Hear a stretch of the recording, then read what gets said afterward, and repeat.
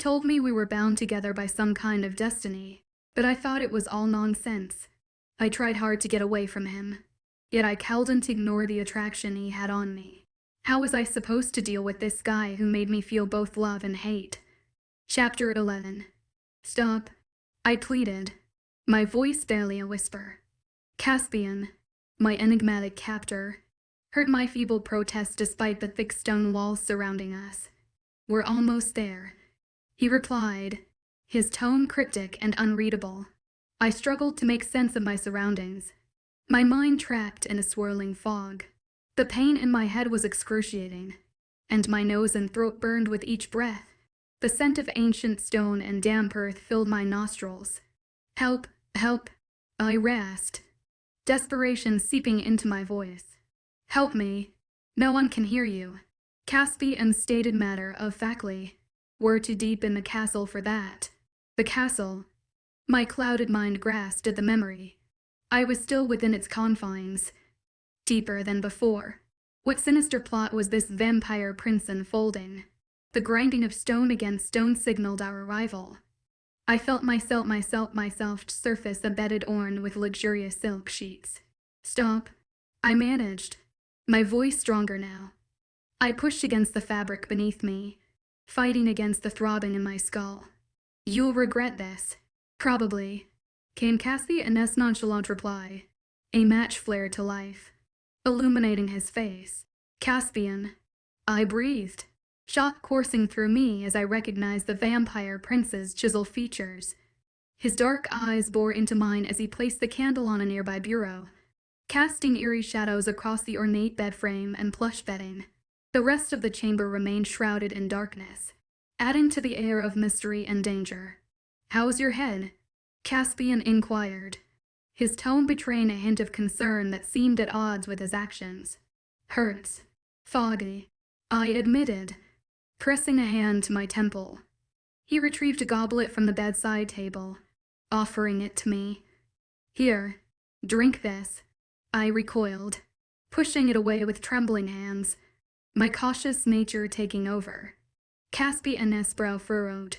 Elise, I knew you wouldn't come quietly, so I knocked you out. Forgive me. It was the only way. Otherwise, you would have made too much noise and alerted the whole damn castle. This was the only way, I questioned, my fingers gingerly exploring the tender spot on my head.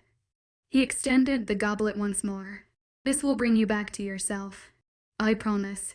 You drink some, I demanded, cautiously sitting up, my determination shining through despite my weakened state. With a shrug and a nod, Caspian took a sip. Not poison. See, I managed a weak nod in response. Let me help, he offered, stepping closer, despite my instinct screaming at me to refuse. The pain and disorientation were overwhelming. If it was poison, what harm could it do? I reluctantly parted my lips, allowing Caspian to bring the goblet to my mouth. He leaned in, one hand on my cheek as the other brought the cup to my lips. Gentle fingers kept my head steady. Carefully, he tilted it back, letting drop after drop of sweet liquid slide over my tongue. If it was toxic, it was the sweetest poison to ever exist. Some liquid slipped from the corner of my mouth and trailed down my chin. His thumb brushed my skin, wiping it clean. So gentle, and yet, why did I have the feeling he wanted to touch more of me? Who's there? He whispered, staring a moment longer. All better. He stepped back and regarded me. He was lying. As the liquid flowed through me, my head began to clear. Wiggling fingers and toes was first on my agenda. Then I pushed off the bed, and nearly fell on my face. Whoa, oh, which whoa, he said, catching me before I hit the floor. Strong hands held me up. You moved a little fast. How about a chair? Carefully, he lowered me into a chair beside the bed and then stood opposite, his large frame filling the space as he watched me carefully. Don't try to kick my ass just yet, he said with the smallest hint of a smile. I'll let you know when you're up to it. Joking, I said as the anger flared. What's funny about an abduction within an abduction? I was trying to abduct you. I was trying to He made a strange noise, as if the words he wanted were out of reach. What if I told you I wanted you alone? It replied that if you need to abduct girls and drag them to dusty basements to get them to like you might want to reconsider your love life. Did my legs work? Could I run? It seemed not yet. Yes. Good advice. He walked to the dusty bureau where the candle flickered and picked it up. Then he set about lighting torches on either side of the room. The light revealed more dust. The old 4-poster bed, more heavy wooden furniture that appeared to be a few centuries old, and an even older tapestry hanging from the ceiling to the floor. The room felt cave, like compared to the sprawling apartment Willow I shared. Where are we? He glanced around, as if seeing it from my perspective. My room. This is your room. Yes, it was. Once. I have reclaimed it. He walked to a table and lifted a decanter, which he used to fill to patina-ed goblets with his red water, red wine. Caspian offered one to me. Will that help me kick your ass sooner? I nodded at the glass. He chuckled. Sadly for you. No, but it might help your attitude. I glared at him. I like my attitude exactly as it is. He lifted an eyebrow and a mischievous expression spread over his face. He was enjoying this. Then more for me. As I watched, he drained my entire glass, leaving only a drop of red on his lips. I watched as he licked it away with a flick of his tongue. He seemed to have lost his tux jacket and tie somewhere, and his shirt was unbuttoned, showing off his smooth, firm chest. I refused to find that sexy as hell. How long until I can move? I asked, testing my legs, which still felt like jelly. He tilted his head, considering. About 10 minutes. Well, and you have 10 minutes until I rearrange your face. Caspian nightshade. Use them wisely. I shot him a hard glance, as if daring him to try to touch me. Instead of coming toward me, Caspian reclined on the bed. Long legs spread out as he propped himself up lazily on his elbows. Surprisingly, I brought you here for conversation, though I might be regretting my choices at the moment. You'll be regretting them more in about 9.5 minutes. He laughed as he put one hand behind his head. The sexy pose was not distracting. I was focused on getting my legs to work and not on the powerful thighs revealed when his pants tightened around him. I did not want to straddle him. I did not want to run my hands under that dress shirt. But I was also curious about his actions. All of this still seemed like a lot of trouble for the Prince of Vampires. Unless he got off on it. Why not just wait and ask me out on a date? Why drug me and drag me into the darkest part of the castle? I asked. He grimaced. Let's just say I wanted to speak to you without all the listening ears. Here, you're quite here. I know no one is spying on us. Spying on us. Do you mean the cameras? He took another swig of wine. Something like that, yes. Yet something in his tone made me think there was more he was telling me. So 9 minutes. Caspian said, what can I do with you for 9 minutes? How about a game? I gave a mirthless laugh. I hate to break it to you, but my hands don't work. So Parchy ESI is off the table. Truth or dare? He sat up and faced me. You'll go first. I said, I dare you to let me go. Oh, I will. In 9 minutes. 8. I said, wriggling my feet. He raised an eyebrow. Fine. Truth. I said, just trying to keep him talking. I had no doubt he would try to stop me once I made a motion to leave. But surprise would be on my side if I lunged before the time had elapsed. Plus, maybe I could learn a thing or two while I was here. Go ahead, ask. Caspian looked amused and slightly drunk. His posture was loose, his tone boyish. It was the first time I'd seen him act in any way other than in complete control. So many important questions swirled in my head. I wanted to ask the best way to escape the castle. I wanted to ask why He'd really brought me here at Caldent only be for conversation. I wanted to know I could go home and see my grandfather. Yet, none of those seemed like the right question to ask first. I'm okay. Who is William? The smile faded from his face. William is my mentor lie. Callan called him your father. And you look alike. Caspian's brow furrowed at the mention of Callan. Vampires don't exactly have fathers, do they? Or we did as humans, but those are lost to us after we transition. In this form, we are made, not born. William made me. He turned me into a vampire, so I'm more like his prodigy than his son now. While William was alive, he went on. He never had children. I was a distant relative of his, and I think he picked me because we resembled each other. Like the son he never had. But there was no love in his voice. No warm familial affection for the one that acted like his father. So William was it. Caspian have any other family anymore. On some level. I knew that. But to hear the clinical way Caspian was speaking of the man who was supposed to be his father figure made me think of my loved ones. The mere thought of them had me aching with loneliness. They were my refuge even if we fought all the damn time. What would I be without my parents? My cousins?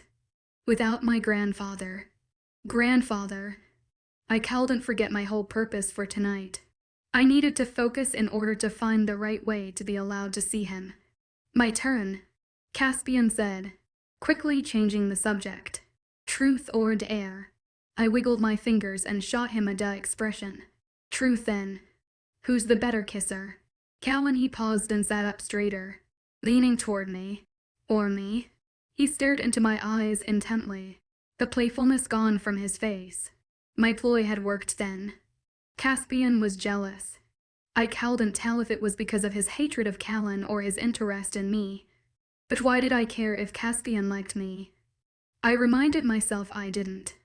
I was here to get one thing, the chance to see my grandfather again. Caspian, I have a favor to ask of you. I said, completely avoiding his question.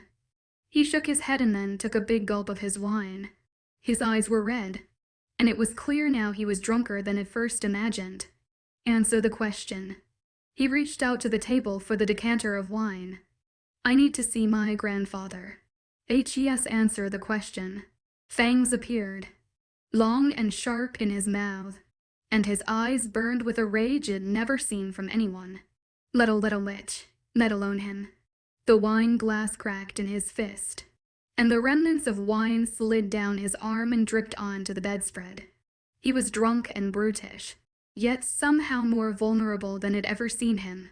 But I hated him at that moment. I like kissing you better, I whispered. It was the truth. Despite how I loathed him, my traitorous body felt much differently about Caspian Nightshade. Much differently. A situation I needed to remedy. He threw his head back on the bed as his eyes rolled up to the canopy. It doesn't matter. None of this matters. Fear and rage roiled in me. How dare he scare me like this? Yet the anguish in his voice was raw and real. He was hurting. But why? What are you talking about? This stupid game. The matches. We think we can save something. What's worth saving? What do you mean?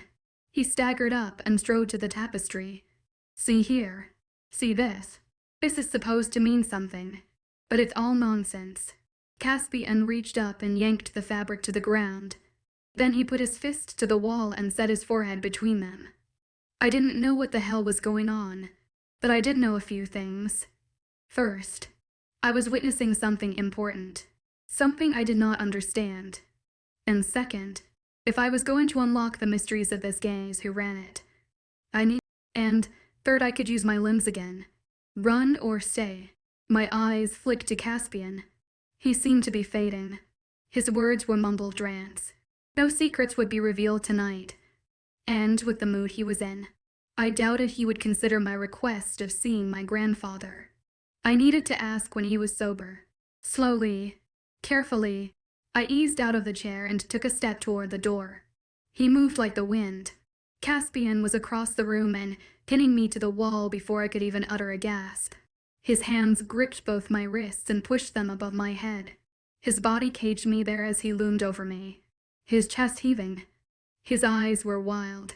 Get this through your head, he said with wine-laced breath. His mouth so close to mine it made me tremble. You are mine. If anyone else touches you, especially Callan, I can't be blamed for what happens next. Understand? His nose brushed my neck as his breath pulsed against my throat. His command landed through me, making me tremble. But what was stranger was the urges his attack was stirring up inside me. I wanted to fight him and kiss him, make him beg, and scream my name. But I lost his to command. What gave him that idea? You don't get to tell me what to do. I breathed, turning to face him until our lips were centimeters apart.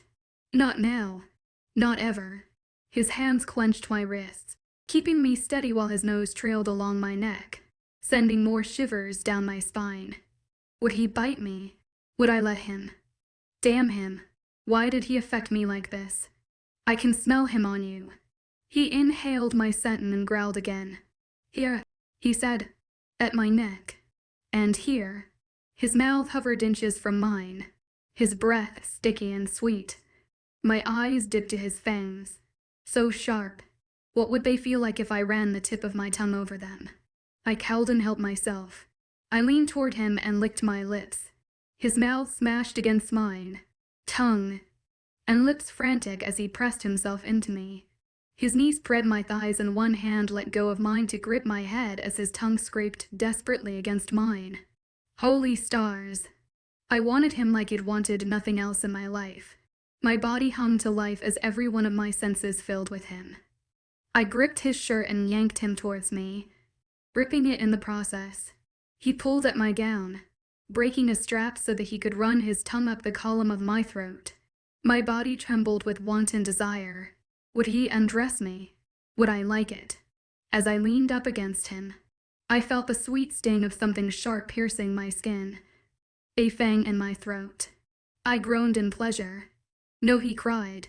1 second Caspian was everywhere, and the next he was nowhere. I staggered as he sped to the other side of the room.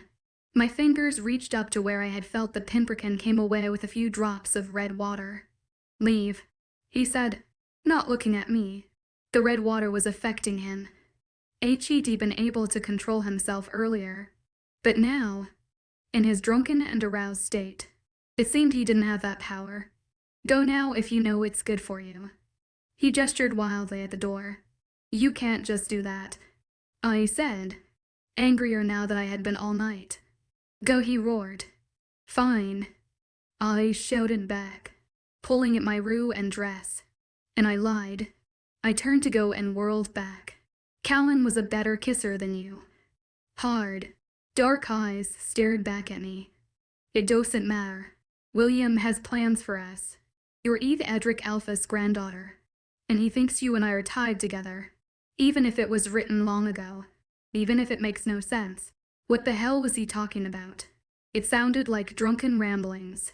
His eyes dropped to the tapestry, the one He'd torn off the wall.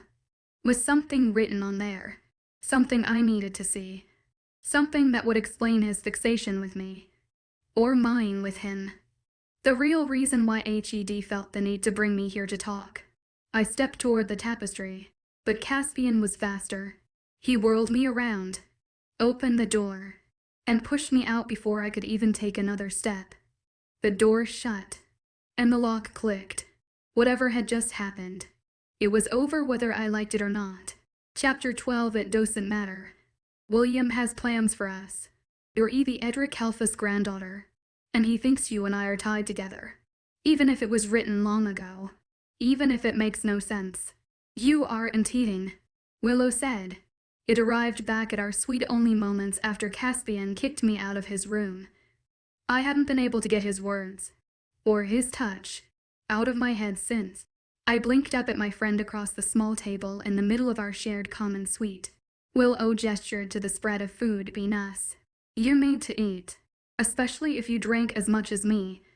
She giggled, gave a little hiccup, then giggled again. Drink water, I said, gesturing to the cup. But I didn't worry about Willow. Not with what had just happened. Caspian, the kiss, the tapestry, William's interest in me because my grandfather was the Edric Alpha.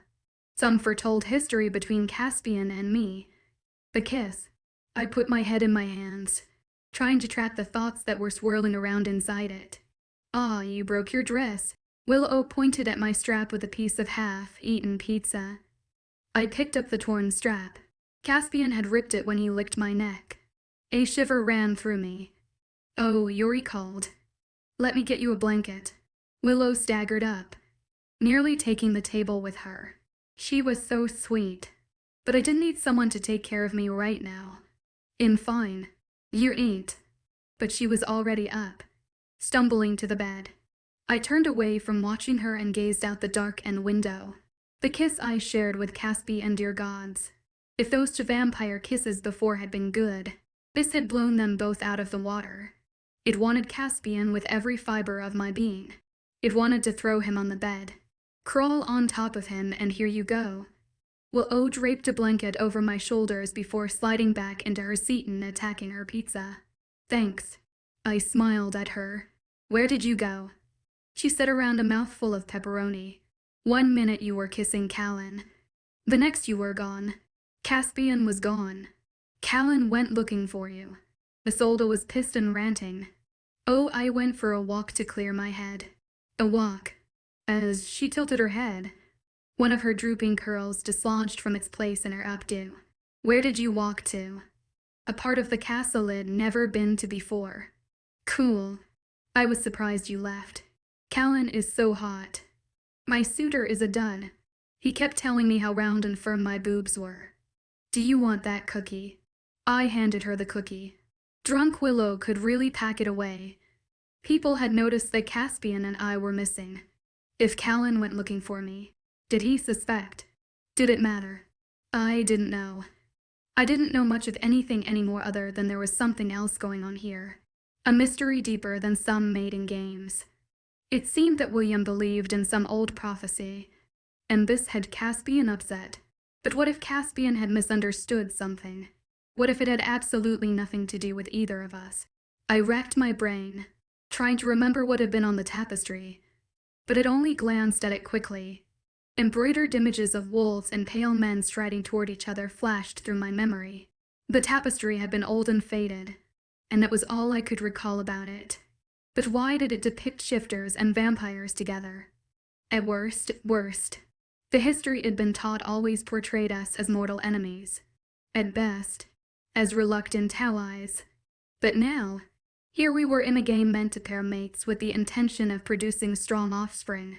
Was that really what they wanted? Though, there had only been rumors. Never any evidence we could produce offspring together. But was that because no one had ever tried?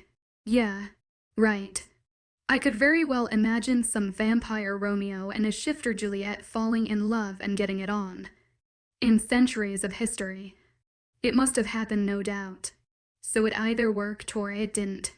If it had, vampire shifter babies were the best, kept secret in the entire world. Either way, all I knew about our past was that it consisted of fighting over land or resources, tearing each other to pieces, and then limping away to rebuild. Was everything had been taught wrong? No, it couldn't be. If I had to bet. This was not about offspring, but the same old thing as always, power. Still, a lot was making sense, especially my attraction to someone so smug, vile, and pompous. But dude was H.O.T. But had always been able to see past a male's exterior to focus on the things that really mattered. And he didn't possess one quality worth admiring unless he was keeping them well hidden. He didn't even consider my request to see my grandfather. Not that he heard me. He was drunk on wine and lust. Another shiver ran down my back. I pinched my legs together and took a sip of cold water, half wishing I could pour it over my head to cool myself down. Willow, witch. I said, turning towards her. What do you know about vampire and shifter history? She shrugged and pushed a hand across her mouth to knock away cookie crumbs. Probably the same stuff as you. The Battle of 1947, where all those shifters died. The attack on the River's Edge compound where we fought back. The Treaty of 1989 that stopped the fighting and called a truce that lasted until now. All old boring stuff. I picked at my plate as I considered. Have you heard anything about vampires and shifters being tied together? Like some sort of prophecy. Prophecy? No, what are you talking about? Nothing, I said, standing up. I think I'm drunker than I originally thought. I'm going to take a shower and change. Under the hot water, I tried to piece more of the information I'd learned together, but it was a puzzle with only half the pieces. No matter how I tried, nothing seemed to fit. I wanted to dismiss it as nonsense. The Caspian had been so upset. It had to be more than a drunk vampire's ravings. Once it toweled off and dressed. I came out to find Morika gathering up the rue and dress I'd left on the floor outside the bathroom. Sorry about that, I said, gesturing to the rip. I stepped on the hem. It's all right, miss. We have a seamstress. She turned to go. Morika. Vampire deception. I Drake Mason and EY Gwet, as an undocumented changeling and forced to pose as a low-level witch. Can I ask you something? She paused and waited patiently, but I could tell being a maid was far from her life's dream. I wondered what Morika did when she was catering to Willow and me. I hated to bother her, but she was the only vampire I could talk to. Is there a library in the castle? She opened her mouth to answer, but a male voice from the doorway cut her off. There is a library, Callan said, stepping into the room like he owned it. But you would need Empire escort to get in. Kitty, you don't have one of those. The corners of his mouth turned up slyly as he shook out his shoulder-length hair. Callan. Elise? He leaned on the doorframe, regarding me casually. I went looking for you. Did you? He gazed at his nails before meeting my eyes. But I heard you were preoccupied. I could feel my neck flushing red. I went for a walk. Callan snorted. Would you like to go for another? The library is boring, but I am sure we can make it more interesting. One eyebrow raised flirtatious lie. Being with Callan would certainly complicate things, but I did want to get into that library. Sure, I said, faking enthusiasm. Let's go. Together. We left my room and walked down the halls I was familiar with.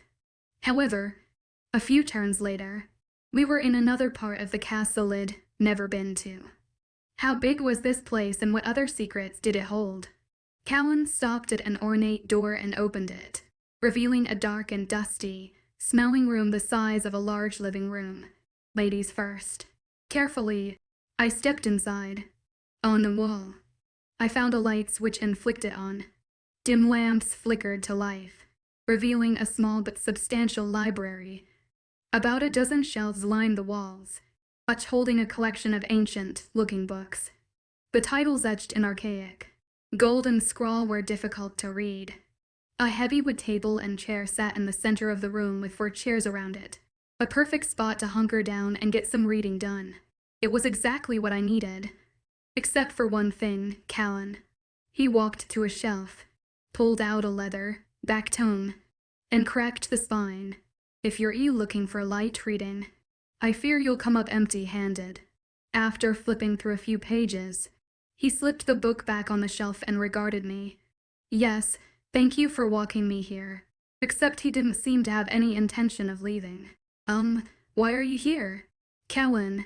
I took a few steps, putting the table between us, to finish what we started. Don't act like you're dense. You know what I mean. You clearly hate Caspian, and I assume William as well. Why would you agree to play this game? He flicked his eyes to a dusty bookshelf. You assume I had a choice. Did William force you? Yes, very powerful. Isn't he? Callan shrugged in answer, which was admission enough. How old is he? Fucking old. Callan shot back. I raised my eyebrows to indicate that was not an answer. Callan waved a hand in the air. Oh, I don't know. 600, 700 years old. Holy shit. He was so much older than my grandfather. No wonder he was powerful and filthy rich. HED had plenty of time to fill both wells. Do you belong to his coven? Callan squinted at me, his expression suggesting I was stupid. No, but almost everyone else here belongs to William. None more than Caspian. Is that because William sired Caspian? Callan huffed. I didn't come here to talk about them. Which, distraction was going to work anymore.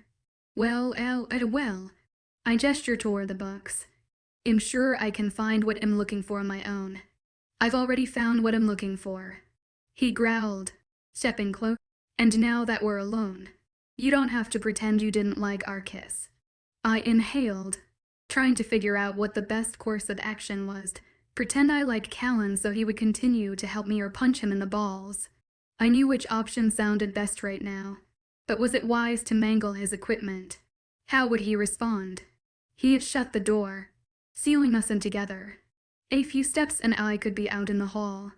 But then my purpose of coming here would be ruined. But Callan was stalking toward me in a determined way that let me know reading a book was the last thing on his mind. His large body caged me until he had me backed against a bookshelf. Now, where were we? Callan leaned toward me, his mouth angling from mine. I cowled and held myself. My knee came up, hitting him right where it intended.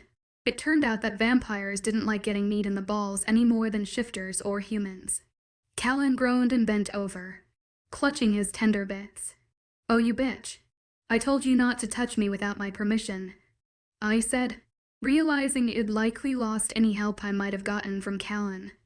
But to be fair, I had warned him. He straightened up, still groaning. Angrily, he turned to me.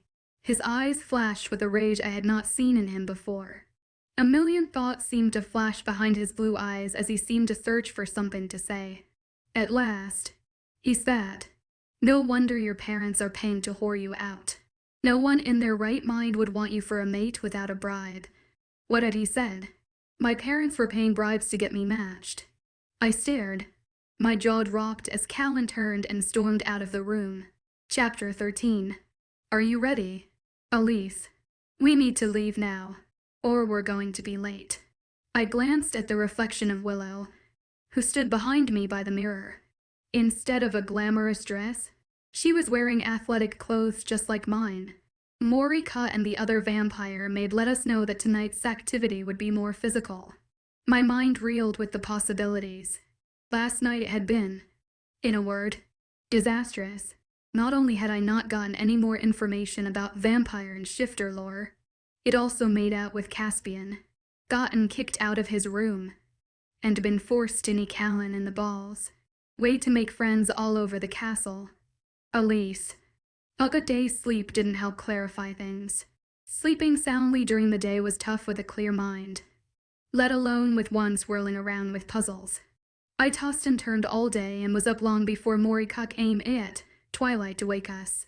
After breakfast at 9 p.m., we were told to dress in athletic gear and wait for our vampire guards to escort us to the event. It picked at my eggs and bacon, knowing that poor sleep and poor diet were going to catch up to me at some point. But what could I do? It had been a full day since my mother's letter letting me know my grandfather was ill. My first attempt at asking to go home had been disastrous. My plan to get more info in the library had been horrendous, and I was fresh out of plans. Maybe I would think of something during whatever this was they were about to put us through. I wonder what they're going to have us do. Willow whispered as we walked to meet the vampire guards in the hallway. I'm not very good with feats of strength or speed. I'm really more of an indoor girl. I snorted. A shifter female who was more of an indoor girl. Willow frowned as if it insulted her, so I tried to smooth things over. I'm sure it'll be fine. Stick by me. They can't have us doing anything too dangerous. They say they want to mate with us, not send us out in wheelchairs. She nodded, looking relieved. Sober Willow was much different from drunk Willow. Drunk Willow was the life of the party. Sober Willow, beside me, appeared delicate and lost, about one loud noise away from bolting. Still, it seemed my words had set her at ease. At least I could make someone else feel better, even if I cowled and do it for myself.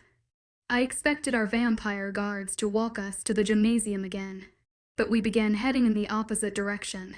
Curious, I gazed down the hallway to see a set of patio doors thrown wide. We're going outside.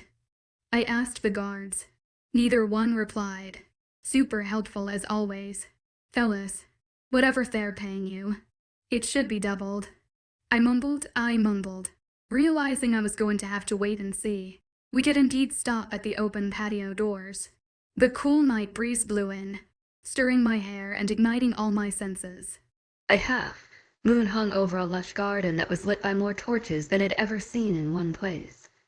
Down the stone steps, sculpted hedges outlined a large rectangular area where the vampire suitors waited. I inhaled the scents of the garden, realizing how much I missed the outdoors. "We're going outside?" Willow asked, her voice trembling. "Give me your arm." One of the vampire guards grumbled, frowning. I turned to see them latch a cuff onto Willow's wrist. So that was how we could go outside of their magic force field. They'd found some other trick to keep us pinned. But maybe this was one trap I could break free from. I could certainly try. I didn't put up a fight when they fixed the metal cuff on my wrist. Instead, I wrapped my hand around it, testing it for weaknesses. It was tight and seemingly unbreakable, but that didn't mean there weren't other ways around their control. "Head in," the vampire guard said. "The game is in there." Game. Willow and I walked down the stone steps, past rows of torches, and made our way to the grassy rectangle. The 7 vampire suitors stood in the center watching us approach. I felt Caspi and Ness and Kale and S eyes keenly as I stood beside Willow and the other girls. Cal-Un gave me a narrow glance, letting me know he was still pissed about the blow to his tender bits. Caspian wouldn't meet my gaze. I wondered if he was embarrassed or upset or some other emotion I didn't have a name for. He had revealed something crucial last night. I didn't know why or what it meant, but it was clear not all was well in Nightshade's paradise. I shook my head. Instead of thinking about Caspian, I needed to focus on discerning what we might be doing out here. The vampires wore athletic clothes like we did. The other females who had gathered behind us were also in stretchy, breathable outfits. That meant something physical for both groups. I was both pleased and worried about this. Physical challenges would be right up my alley, but doing too well might put another target on my back. And I already had plenty of those. Isolde and her group, the girl named Nanette, and another named L'Aube, were already near by giving me dirty looks I chose to ignore. There were 10 females in attendance. It seemed they hadn't sent 3 home like it wondered, and they were going to give them another shot. I finally learned every Onus names. Defeated patted myself on the back for many times since it was often the fault of mine. They were Willow, Isolde, Nanette, L'Aube, Sylvia, Justice, Paulina, Kaylee, Kaylee, and Savannah. I didn't know most of them, but I knew that, at the moment, they were like me, worried about how this would look to their families at home, as if it conjured them with my thoughts. The cameras rolled from their places, the ever-seen eyes that were so easy to forget. "Welcome back, ladies," a male voice said. When I turned my head, I spotted William walking toward us from the far end of the field. He alone wore a sports jacket and dress shirt as if he were unable to shed his business attire, even at a sporting event. He wore the suit-like armor, a costume to remind us all who was in charge. I remembered Caspian's words about William turning him into a vampire because of his lack of human offspring and their resemblance, and it made me regard the elder vamp differently. It was one thing to live as a vamp, but it was another thing to purposefully create someone who had to drink red water and live in darkness for the rest of their unnatural life, and all because of some misguided parental deficiency. What kind of person would do that? I watched him carefully as he approached. For some reason, he was inserting himself now. I wondered if it had anything to do with my kidnapping and Caspian's drunken rant. Had William found out somehow? Judging by the way Caspian acted, William might have the entire place bugged. William stopped about 3 yards from us and clasped his hands behind his back. He always carried himself in a way that suggested he was in control of everything and everyone. I knew the other vampires deferred to Caspian, and Caspian deferred to William. So maybe he was the one I needed to talk to about being allowed to see my grandfather. Somehow, I didn't think he'd be inclined to grant me that wish. Ladies, thank you for joining us this evening. Tonight, we have something special for you. A little contest where both groups will be competing. This time, we will see how you work together in pairs. Some of the girls whispered to each other. Willow's small hand slipped into mine. I could tell she was nervous about the event, but there wasn't much I could do other than squeeze her hand back and hope for the best. William continued, his trim eyebrows quirking up, to entice each pair to do their best. We will be offering the winning to some of Private's Wheaton luxury spot treatments. The girls who ed and I ed while I wondered what the hell spot treatments had to do with this insane situation. Regardless, I still wanted to win. Winning would show all the viewing audience that my pack was still strong, and might make them doubt the rumors about our weakening line, something I needed to focus on specifically now that my grandfather, the source of all our strength, was sick. Also, I couldn't forget that HED asked me to do well. Besides, I wanted to rub it in Isolde's face just to see her smug smile fall. But who would I be paired with? William began to read off names. Nanette paired with Jason. Labe paired with Henry. Sylvia paired with Callan. I breathed a sigh of relief. I was worried we'd be paired together again. I wanted to win, and I was afraid he was the right candidate for that, since he was pissed at me. Besides, he liked to cheat, and that was my style. Next, William read Isolde's name. I watched her brighten and her eyes lock on Caspian. Isolde will be paired with Emilio. Her shoulders slumped as another of the vampire suitors stepped forward.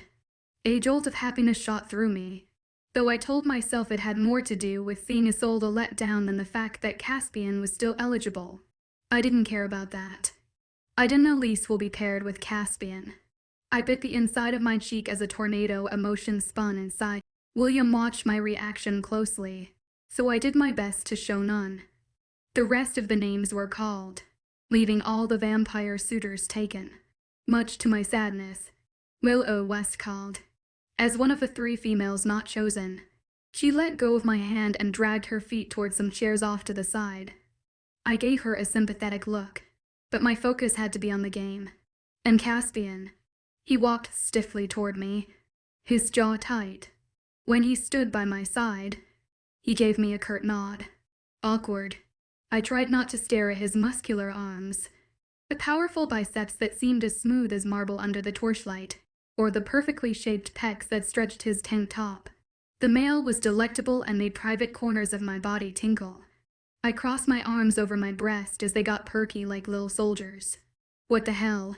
What are we going to have to do? I said, just to break the silence and take my mind off my 2-soldier battalion. Your guess is as good as mine, he answered. I'm sure William has devised some sort of fresh hell for us.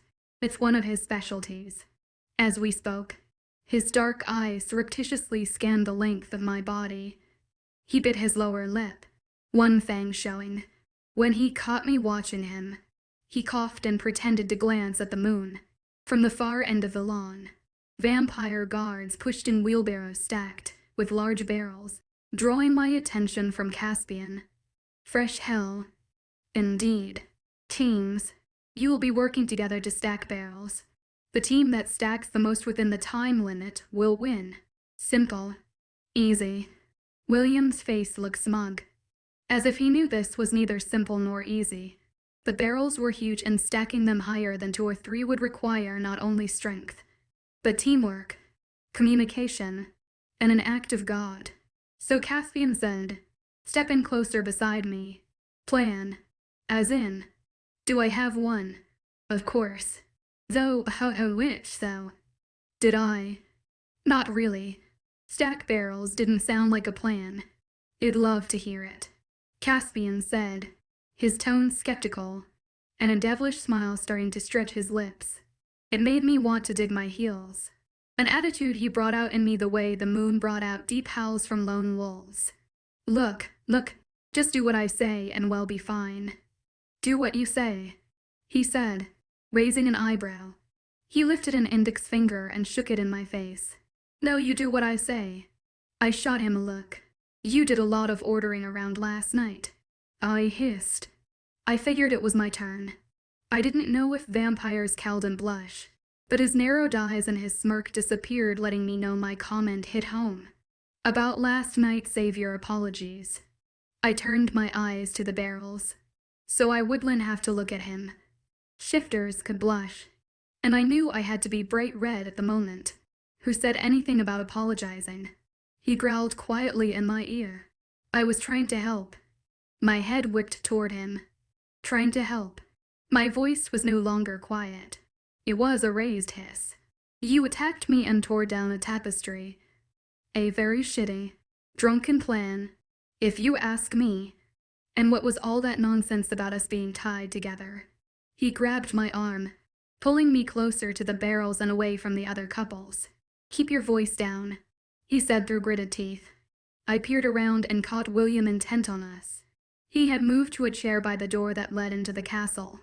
Could he hear us from there? Maybe not, since Caspian had taken my bait. Either way, he could see us and the undeniable tension buzzing around us. I will. I hissed back. If you start giving me some answers, what does that tapestry have to do with anything? And answer me this. I pressed my lips together, knowing I should just let it drop. But one question kept swirling in my head. Did my parents pay to get me into this game? I hated asking that last question, but it was one that had been running around my head ever since Callan spilled the horrible words in the library. I held and stopped thinking about it. Maybe if I knew it was true, I could finally focus. What? Caspian's brow furrowed. It looked as if he was about to answer me, but William's voice boomed over the garden. Get in position. We will start in 1 minute. Damn it. Just when I was about to get some answers. I knew I had to win just so I could have time with Caspian to yank the truth out of him. Come on, I said, waving him toward the barrels. Let's get ready. Caspian walked over, but he didn't seem pleased I was giving orders. Look, they'll get the barrels going. When we get a few levels up, I might need your help. He winked, surprising me. You might need my help, I asked, incredulous. On your mark, get set, go. A buzzer rang out. The other teams jumped into action. Caspian and I both ran over and went for a barrel. He hefted his up easily, while I nearly sprained a hernia moving mine over. He frowned and put both hands on his hips. Oh, what the hell? Expression on his handsome face. Duh, they have to be stacked on top of each other. I glared at him. He rolled his eyes. Do you never listen? I listen when someone has a good idea. Oh, my idea is good.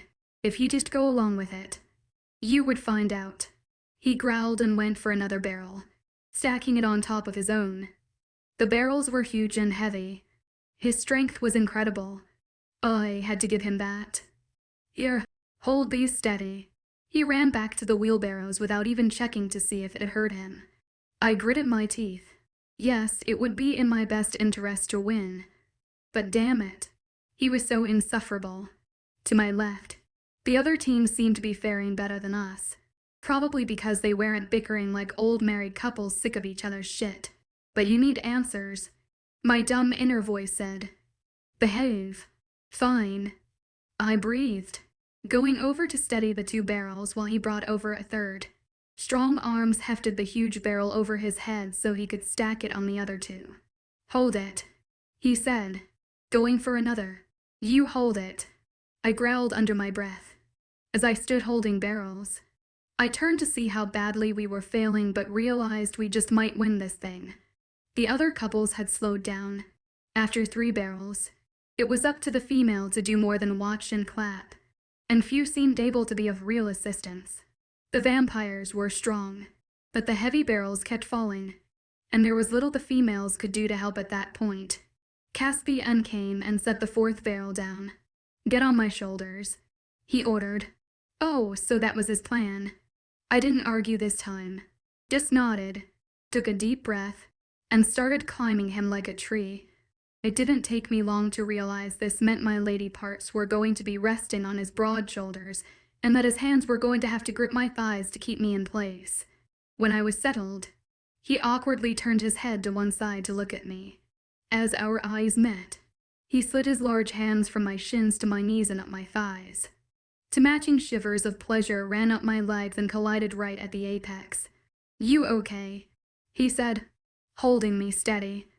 Even though I couldn't see him well, I knew that smirk was back on his lips. "I'm okay," I said, trying to breathe evenly and ignore my gutter-worthy thoughts. Except he was about to let me. The entire time, his plan had been to place me right where I was. His hand slid further back and cupped my butt. "Careful. You're sliding." He tightened his hold and pulled me closer. Holy piggyback ride. I gulped and threaded my fingers through his hair as my spine tingled. The strands of his dark mane were silky soft and made me think of our heated make-out session in his room. "Ready for the barrel?" he asked in a suggestive tone. What barrel was he talking about? "CM on. Elise, get your mind out of that bottomless gutter." 20 seconds. William shouted. "Yes," I said breathlessly. It was now or never. Do or die. Caspian made sure I was balanced. Let go of me. Lifted the barrel up with both hands, and raised it over his head for me to grab. I could do this. It was a piece of cake. And we win too. No one else had 4 barrels stacked. The highest were Abe and Henry at 3, and she was just starting to copy our idea of climbing her companion. "You can do it. You can do it. Elise." Caspian's hands wrapped around me to keep me steady. "If you win, it's you and Caspian in a suite all night. Alone." I broke into a nervous sweat and set the barrel in its place. 5 seconds. William called. "All night. Alone." Vampire Deception. By Drake Mason and Eli Glatt. As an undocumented changeling, then forced to pose as a low-level witch. Caspian. Me 3. Could I handle that? To know, I could not. I was definitely not ready for his barrel or whatever. 1. I gave the barrel the slightest nudge. It toppled and crashed, taking the whole stack with it. "Elise," Caspian exclaimed, stepping back to make sure I wasn't hurt as the barrels fell. "Labe and re-win." Labe jumped up and down, and her cheering section began to hoot and holler. Isolde glared at me, seemingly satisfied that, if she couldn't win, at least I hadn't. Either. I stared at the destroyed tower, wondering what in the hell it'd just done. Caspian lifted me off his shoulders and set me down on the ground. Then he glanced at the ruin. I expected him to yell at me, but he gave a sad shrug. "Don't feel bad. You worked harder than any of the others." I shook my head. It slipped. He pushed a strand of hair out of my face delicately and with more tenderness than Hed shown me this whole time. "It's okay. It's just I was looking forward to the prize."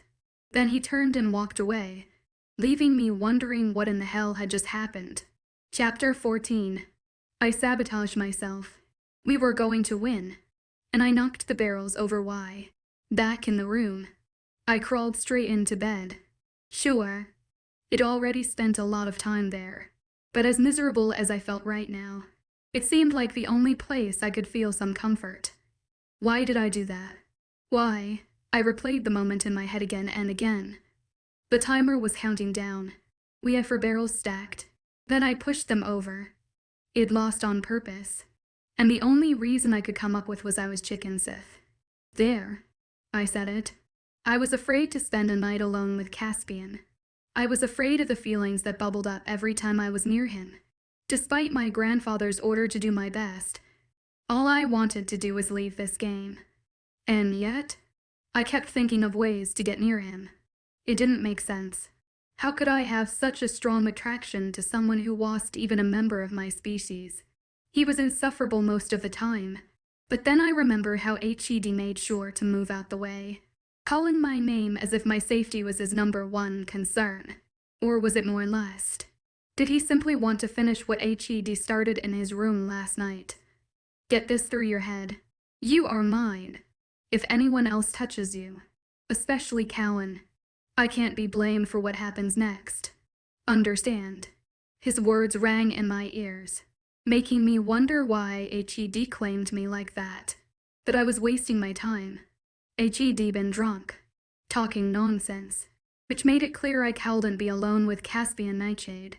Nothing about that would be good for me, no matter how I spun it. Sighing, I pulled the blankets over my head. A moment later, footsteps sounded in my room and delicate hands came to drag the covers back. "You can't mope in your bed, Kay, forever," Willow said, blinking her doe eyes at me. "So you lost. So what? It's fine. I didn't even get to compete." I pulled the covers back over my head. "You don't understand." "I don't understand." She yanked the covers back. "I didn't get picked. How do you think that feels?" "Bad, I'm sure," I admitted. "Hell yeah. Bad, I might get sent home." I knew Willow was hurting, but I couldn't stop my own pathetic thoughts from running through my head. It felt like if I didn't tell someone what I'd done, I would explode. Willow witch. I need to tell you something. Promise you won't tell." "Sure." Willow held out her pinky. I stuck mine in hers, and we pinky promised. I sucked in a deep breath and unburdened myself. I lost on purpose. "What?" Her eyes grew wide. "Elise, what the hell? Why?" "It's so stupid." I was scared, so I pushed the barrels over a rug. "Wow," she said, letting the covers sag. "That's crazy. You could have won." "I know." I put my head in my hands and groaned into them. "You could have had a night alone with Caspian, vampire or not. That male is hot." "I know." "I can't believe you did that." Willow shook her head, staring at me like I was loony. "I know." I threw my head back against the pillow and stared up and ceiling. My grandfather would put me on guard duty at our compound for an entire year if he found out I'd sabotaged myself. Willow lay in the bed beside me and stared up at me for a bit before patting my hand. Look, we both can't stay here and mope all night. That's pathetic even for us. We should go out. The girls are having a little mini spa party in the parlor for anyone who doesn't get to go to the real spa. Let's go. It'll be fun. We can try to make friends with Nanette and the others." "Make friends?" I sat up and raised an eyebrow. Did she really want to be friends with those Isolde wannabes? "Okay. Not friends. How about allies?" Tiny dimples appearing at the corners of her cheeks. Willow was hot. It was ridiculous that she hadn't been picked for the last competition. I suspected it was all about strength, which did leave her at a major disadvantage. But that wasn't her fault. She deserved a break. And damn it, I did too. Puss is a low little witch. Plus, making allies wasn't a bad idea. They might come in handy later. I gave her a nod. "Allies. Yeah. Now you're speaking my language." I hadn't forgotten how weak that loss made me look to the viewing audience. I also needed to keep my grandfather's decree in mind. Even if that was my desire, maybe I could form some alliances with packs that would help my Isolde and her ilk came to challenge us. "Fine. Let's go." I let Willow pull me out of my cover cave. Soon, I found myself in the parlor amidst a gaggle of chatty females. The room had been transformed. Instead of chairs and chaise lounges, salon chairs and rolling carts with make-up and hairstyling equipment had been brought in. The girls were lounging in the salon chairs, drinking wine, and laughing. No one who walked in here would guess we were prisoners trapped in a vampiric castle. It certainly wouldn't look that way to the viewers, which was exactly the plan.